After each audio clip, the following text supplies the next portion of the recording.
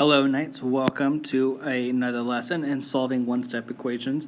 Today, we will be doing some one-step equations that now involve multiplication and division. So it's going to be kind of similar to yesterday, but a little bit different. So our engage. Below is another balance similar to what we worked with yesterday. Write out one thing that you notice is different and one thing that is similar with this balance when compared to the ones from yesterday. So you're writing one thing that's different, one thing that is similar. I want you to go ahead and pause the video, and whenever you've written down one thing that is similar and one thing that is different, resume the video and we can check and see if we found the same things that we saw in common and same things that were different.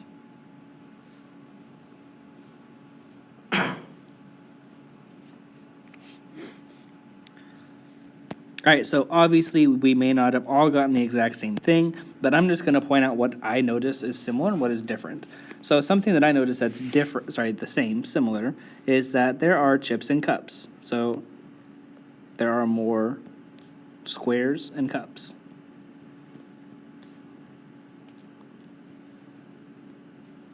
Right, it's still using cups and squares. What I notice is different is now there's more than one cup.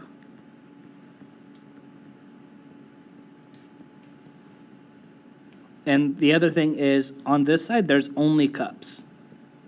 There's nothing else. There's just only cups. And over here, there's only squares. So it's a little bit different. We can't solve these the same way because the problems are set up differently. So now we have to think, since I don't have any squares that I can take away from over here, what is my other strategy that I can do to solve this? Well, I noticed that there's 1, 2, 3 cups. I want to know what just the value of 1 cup is. So I'm going to think, if I have 3 cups, how do I make 3 cups become 1?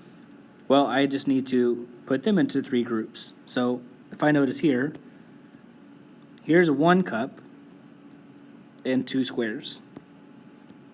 2 squares and 1 cup. 2 squares and 1 cup. So whenever I put them into equal groups, I can see that 1 cup is equal to 2 squares.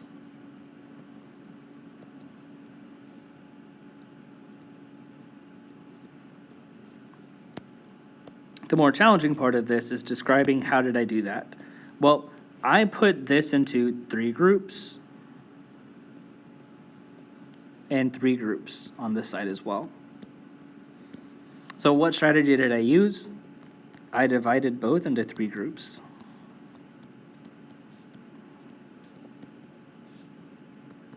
Both sides into 3 groups.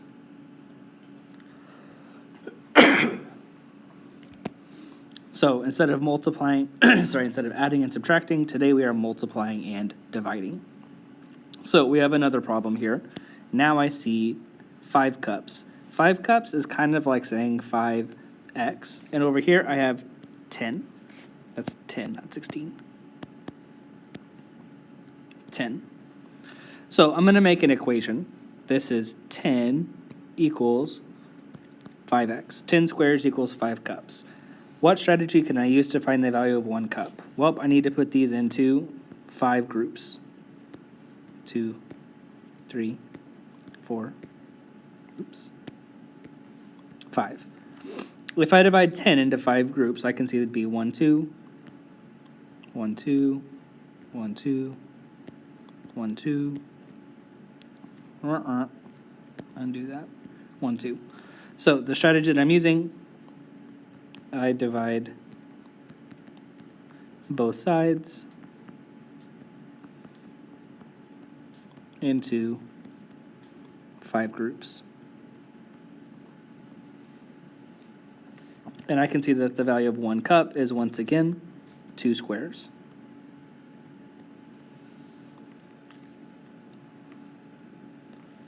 And if I look up here, another way that I could think about this, what is the opposite of multiplying by 5? Well, it's dividing by 5. These two go away because 5 divided by 5 makes 1. So x equals 10 divided by 5, which is 2. So the next part, what is the general strategy you are using to maintain the balance in each figure? So basically, what am I doing to make sure that one side doesn't get all crazy and my balance doesn't start looking like this? How am I keeping it balanced? So to maintain balance in both problems, I divide both sides by the same number.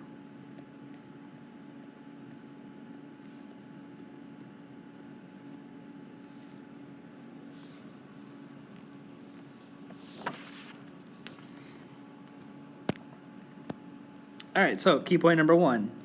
Looks like we actually probably just rewrote this. So key point number one, to maintain balance, when you multiply or divide a quantity by one side, you must multiply or divide by the same number on the other side. That just means like what we did yesterday. If I multiply one side by 5, I multiply the other by 5. If I multiply one side by 6, I multiply the other side by 6. I have to make sure I keep it balanced. All right, so our visuals.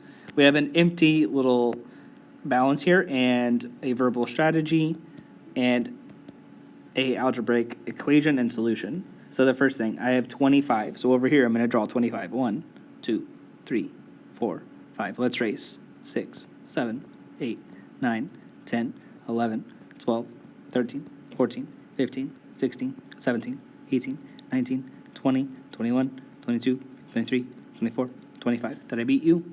I bet so. So 25 on one side. On the other side, I have 5C. So that is 1, 2, 3, 4, 5. And all of these are C for cup.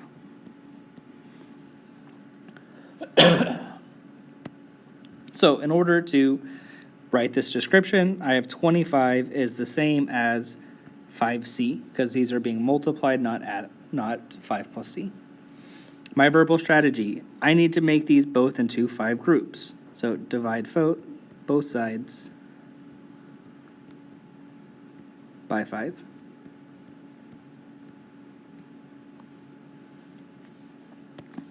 And the way that I can show that over here, divide this by 5, divide this by 5. 5 divided by 5 cancels out, and I'm left with C equals 25 over 5, which is 5. And I can illustrate that in my picture.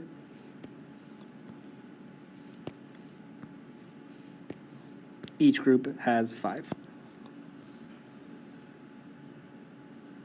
All right, our next one.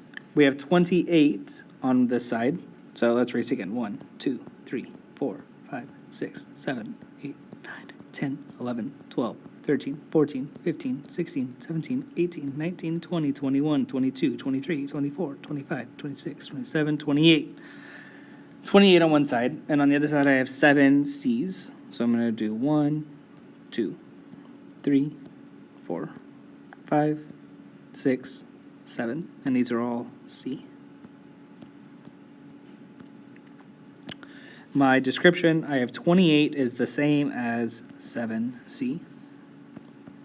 And the way that I solve it, I divide both sides by 7.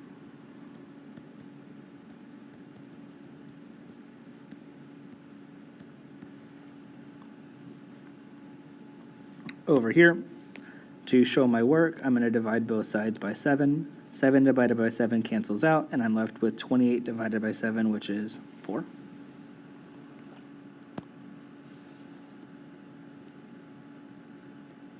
Uh-oh. Go away. Go away. All right. So, hopefully you've caught up. We're going to go ahead and move on to the next one. This one already has the picture drawn for you, and we have to come up with the equation. So I'm going to count. This is 1, 2, 3, 4, 5, 6 by 1, 2, 3, 4, 5. So 6 by 5. Plus 2 more makes 32. And this over here is 8 little blocks, 8C. So to solve this, I divide both sides by how much? 8.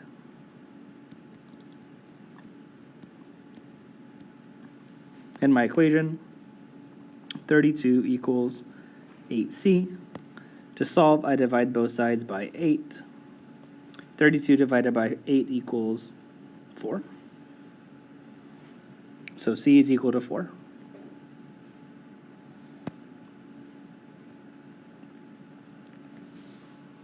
All right, key point number 2. We can solve an equation by isolating a variable using inverse operations. So remember from yesterday, isolate, that means it's alone.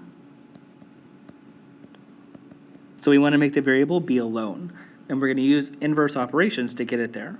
We already talked yesterday, addition undoes subtraction. Subtraction undoes addition. And same thing for multiplication. Multiplication undoes division. Division undoes multiplication.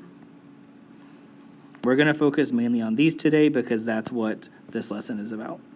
So we have 2 examples here. 8c equals 45. If I'm using my inverse operations, what is the opposite of multiplying? Well, we just see here, multiplying is undone by division. So I should divide this side by 8 and divide this side by 8. When I divide 8 by 8, that leaves me with 1. So I have C equals 48 divided by 8, which is 6. So C equals 6.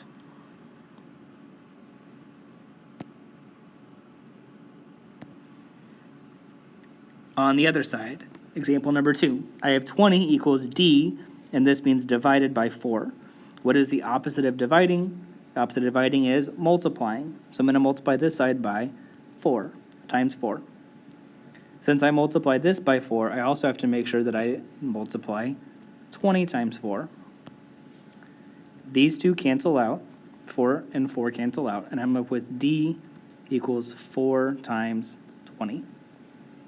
4 times 20 is 80, so D is equal to 80.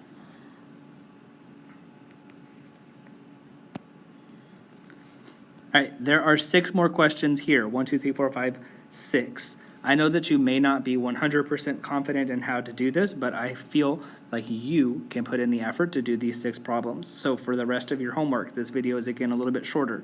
You need to do all 6 of these problems here and tell me what they equal, what is n, what is y, what is x, what is x, what is m, okay? Solve all of these problems and come back ready to check them tomorrow. You guys have a good evening, and we'll see you later.